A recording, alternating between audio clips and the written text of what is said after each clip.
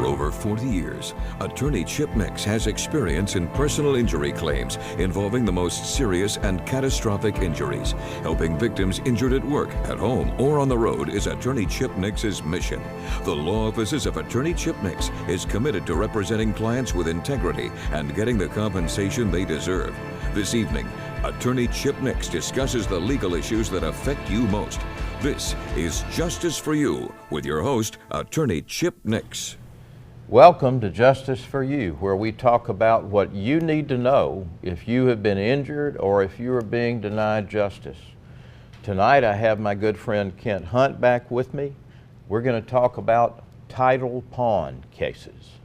Kent, it's good to have you back. Thank you for having me, Chip. I look forward to our discussion.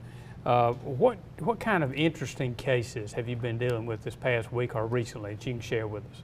Sure, I'll be glad to tell the folks about some cases that we've been dealing with recently. I want everyone to know first that we never use real names when we describe these.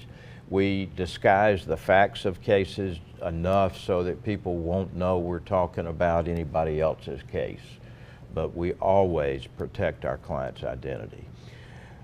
Let me tell you about a few. We have been handling a medical malpractice case where a young lady who had to have an appendectomy went into the hospital. The surgeon performed the surgery and somehow cut the femoral nerve going to one of her legs. It has really caused a lot of problems for this young lady. She has to walk with a cane now. She can no longer work. She has pain all the time. She has neurological symptoms in that leg, and it's been a very tough thing for her to have to deal with. So we've been dealing with that medical malpractice case in a surgery situation where something was done during the course of the surgery that was not consistent with the standard of care for doctors in this area. Another case we've been dealing with is a pain medicine case. A lot of talk these days about pain meds and how they can be dangerous. In this particular circumstance, a lady was in the hospital. She had a very painful sore on one of her legs, and she was diabetic, and so she was in to get treatment to try to close that sore. During the course of her treatment there, because of the pain, the doctor put her on a pain medication. It was an opiate, and it was not adequate to help the pain enough so that the lady could tolerate it. The doctor doubled the dose of the pain medicine. This was a lady who did not have a lot of experience in taking opiates. She had not taken a lot of opiates. And so when he doubled the dose, she went into a suppressed breathing situation where she was not getting enough oxygen, and she had what's called an anoxic event to her brain. Problematically, that could have been prevented, but the hospital she was in did not monitor her adequately. Her relatives were trying to get the monitoring done properly, just didn't happen. And she ultimately passed away, a very tragic case where she passed away. So we've been dealing with that case recently. Also, Kent, I will take a legal malpractice case if the facts warrant it. I believe that people should be able to get justice from a lawyer that may have mishandled their case. I just believe that those services should be offered. And so we've been working on a case, and you won't believe how frequently this happens. It happens so frequently, way too often. But this particular lawyer took a large sum of money and put it in the trust account of that lawyer, and was supposed to hold it and pay it back to the person that owned the money. It was in the course of a settlement. The lawyer got the settlement, put it in trust, never paid the person back. So we were able to get that money back plus some damages for the client. We did take that case against the lawyer and we were successful in getting it done. Kent, I have taken up all this time already talking about this. So what we need to do right now is take a short break. We will have our title pawn cases described to you.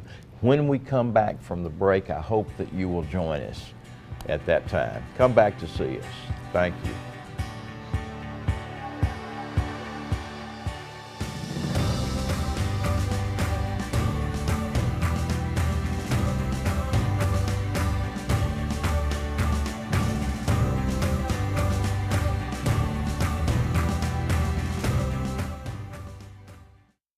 Hello, my name is Chip Nix. I'm here at the law offices of Chip Nix in Montgomery, Alabama. I want to tell you about a 20-year-old young man that we were able to help a few years ago. He lost his right hand in an industrial accident. We were able to provide a settlement for him that obtained two primary parts. The first thing we were able to do through the help of an artificial hand expert was to get him a bionic hand that really functions. And second, we were able to work with a financial company to provide, in addition to cash, $5,000 that will be paid to him on a monthly basis for the rest of his life. If you have a personal injury case, or if someone in your family has tragically been killed, call us. We will search for justice for you. Tell me, have you noticed the number of big trucks on the road now? That number has increased a lot, and that means more big truck wrecks. I'm Chip Nix. At Chip Nix Attorney at Law, we've recovered millions of dollars for clients in big truck wrecks, and we know the ropes. If you've been injured or a loved one has been killed in a big truck wreck, call us. Justice for you begins here. For over 40 years, attorney Chip Nix has experience in personal injury claims involving the most serious and catastrophic injuries. Helping victims injured at work, at home, or on the road is attorney Chip Nix's mission. The law offices of attorney Chip Nix is committed to representing clients with integrity and getting the compensation they deserve. This evening, attorney Chip Nix discusses the legal issues that affect you most. This is Justice for You with your host, attorney Chip Nix. Welcome back to Justice for You. Our topic this evening is title pawn and understanding repossession law. Chip, since our topic is going to be title pawn, could you give us just a thumbnail description of how title pawns operate? Sure. Title pawn is where you have a title to a vehicle. You need some cash. You don't want to sell the vehicle. You want to keep using it. You take your title into the title pawn place and you leave the title with them and sign an agreement that they will provide you a certain amount of funds and that you will pay those funds back to them on a date specified in the agreement. There's usually a very high rate of interest that is charged on title pawns.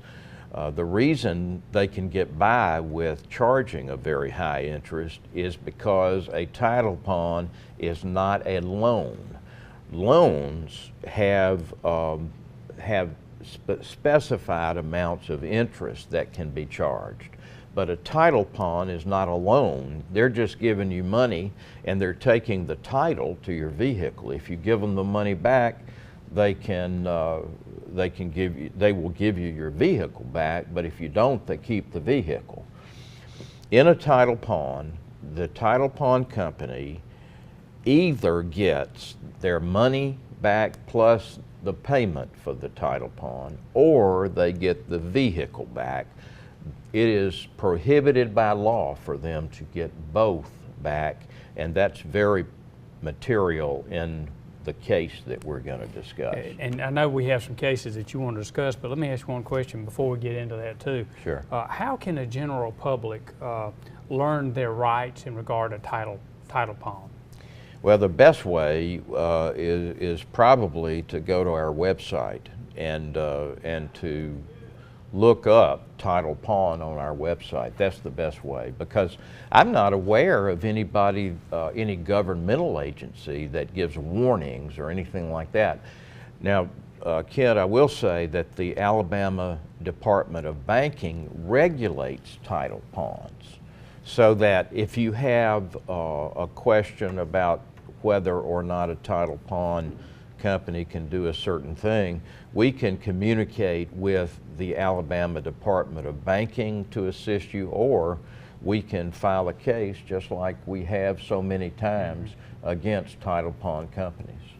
Could you go into some of the cases that you were going to use as examples of title pawn? Sure. This is, you won't believe this case. You absolutely will not believe it. This is the craziest case you've ever heard of. My client needed some money, needed the money fast. Went to title pawn. That's not the name of the company. Let's call it XYZ Title Pawn. Okay, I don't think there is a title pawn by that name. She went there, she got $1,500 on a vehicle that was worth $7,000, okay? She was supposed to pay him back in 30 days. 30 days came and she didn't have the money. She went back in, she re-signed. They allowed her, of course they charged her more, but they allowed her to keep the title pawn agreement. Then they sent her a letter because she failed to make the payment on the second occasion as well. She was having a hard time. Well, they sent her a letter and they said, you've got 5 days from the date of this letter to come in and pay us, or we are going to repossess your vehicle. Well, she realized that she needed to get payment to them, so she went about trying to get the money. She finally was able to get the money. She got it on the 3rd day. Well, on the 3rd day, the title pawn company hired a repossession man to go get her car. So they had given her 5 days in the letter, and fortunately she kept that letter. They sent the repo man after 3 days. He went to the house, her house, and she told him, I got the money. I'm going to take it by there tomorrow morning. It'll be within the 5 days. Well, the repo man had not been told about the 5 days. So he said, no, I'm going to take your vehicle. Well, her boyfriend came out, got in her car, and drove it away before the repo guy could hook it up and put it on his truck. So he was unsuccessful in getting the car. Well, that evening, my client and her 2 children and 2 friends drove into town and went to Captain D's.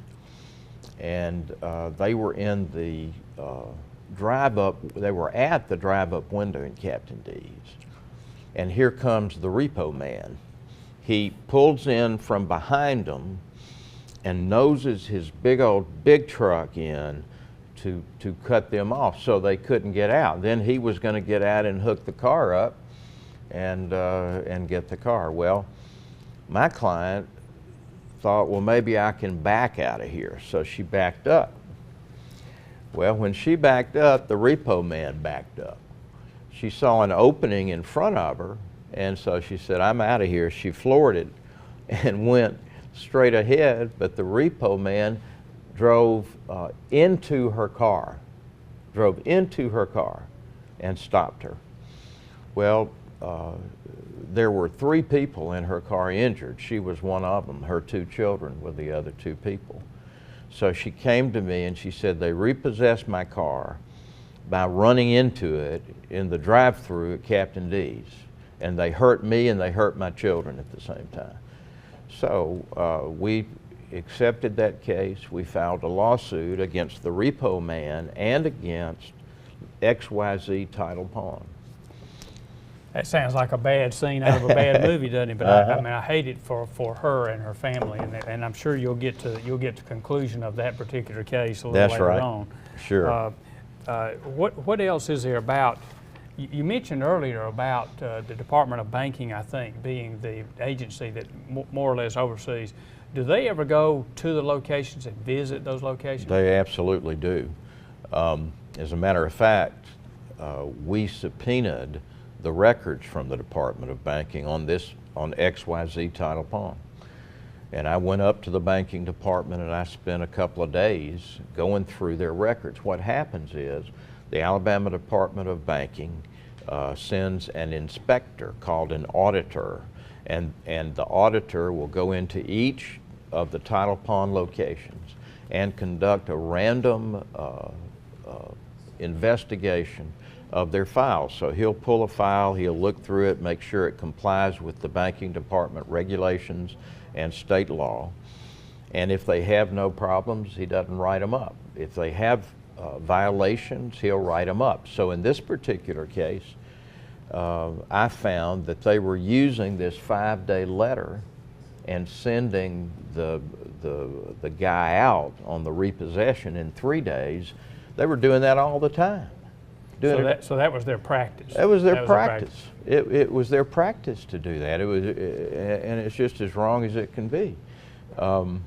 She had pulled the money together. So anyway, we found that. But let me tell you what else we found, Kent. We found where this particular title pawn company was filing lawsuits after a repossession. Okay, they got the vehicle on the title pawn. After they got it, they would file a lawsuit against the person to get their money back, okay? And remember, I said earlier, you can't do that. That's the whole nature of a title pawn, is you either get your money back plus the interest, or you get the vehicle. And if you get one or the other, then you have no further remedy. Well, we have a class action pending right now against this title pawn company for violating state law, and they've done it all over the state of Alabama, where they would actually have one of their clerical employees file a lawsuit on their behalf, and they would collect money from the people who had already lost their vehicle. It's a huge violation of the law. I already know the answer to this question before I ask it, but what kind of luck do you think that your client would have had if they tried to solve this issue without an attorney? Well, they would have gotten nowhere, because the title pawn company resisted what we did vigorously. They hired a lawyer. As a matter of fact, I started out talking directly to their in-house lawyer in the case. And this lawyer was telling me all kinds of stuff that I knew was contrary to Alabama law. But, you know, the person was saying it with authority as though it were really true. I knew it wasn't true, but a person that doesn't know the law, doesn't know the procedures, would have a real hard time getting anywhere in a situation like this. And I'll be honest with you, Ken, another problem with this is that there are, a lot of times there are arbitration agreements, which really make it difficult.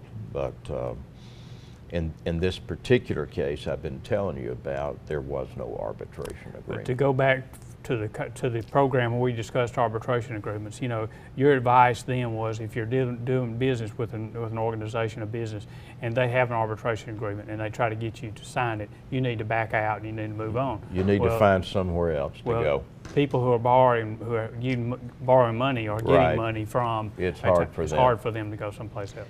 Ladies and gentlemen, it's time to take a break. We will be right back with the conclusion of the show, and we'll tell you what happened in our case.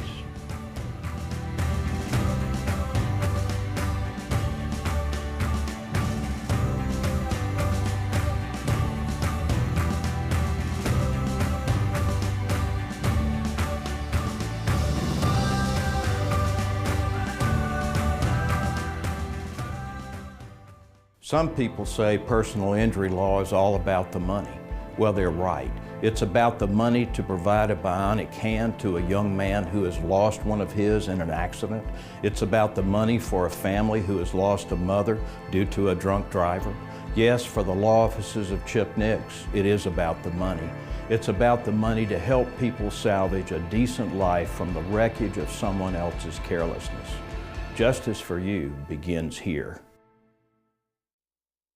My name is John David Foshee. I looked for an attorney that I thought I could trust, and when I met Chip, I knew I was in the right place.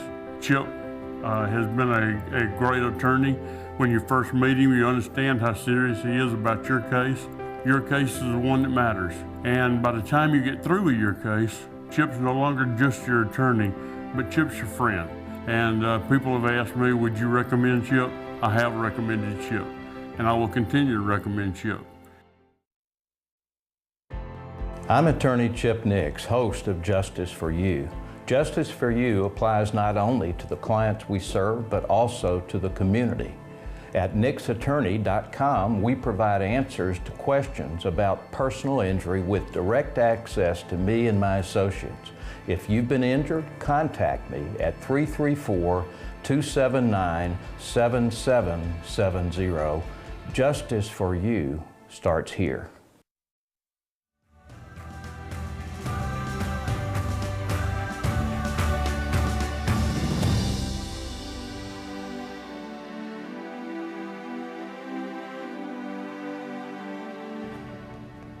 We're back with Justice for You.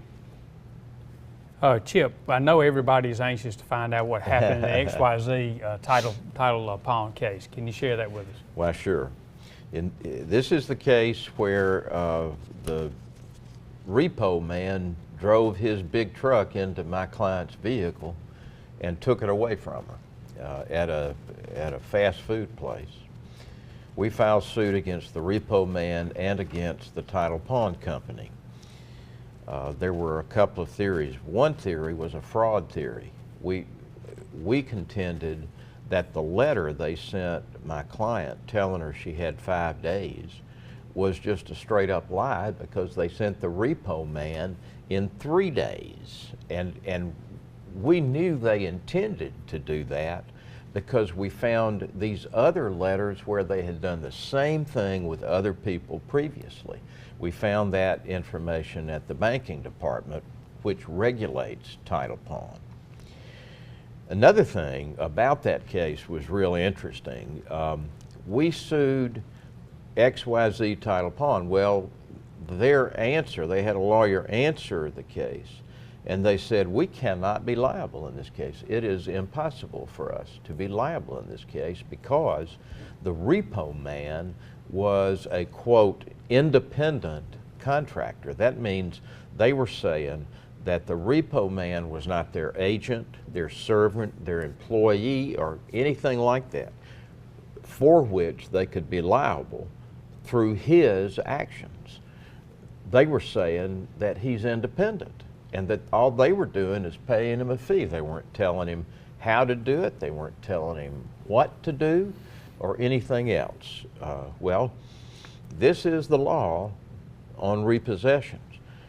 A company can repossess. A company can exercise what's called self-help and repossess a vehicle, either in a loan transaction or a title pawn transaction. But it's against the law to do it in breach of the peace. So in this case, I mean, you would not believe the number of police cars that showed up at the scene of this thing. It was on a 4-lane busy highway in a little town.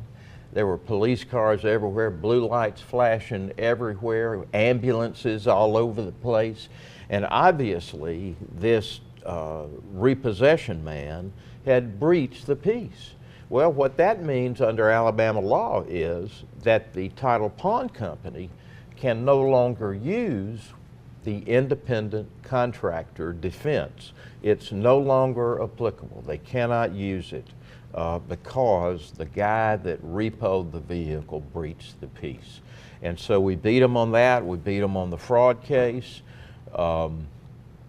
And we ended up filing a class action against this Tidal Pond company in order to help other people that where they had repoed the vehicle and then at the same time sued them for the money that was owed. In Alabama, the law is you can only get one or the other. You cannot get both. Chip, let me ask you this: since the class action lawsuit came out of this your client's case here, does the class action filing impede your client anyway in collecting what's due her? Not at all. Okay. Because in this situation we did not include her as a plaintiff in the class action case. We did not include her. Right. So that was an independent, standalone case.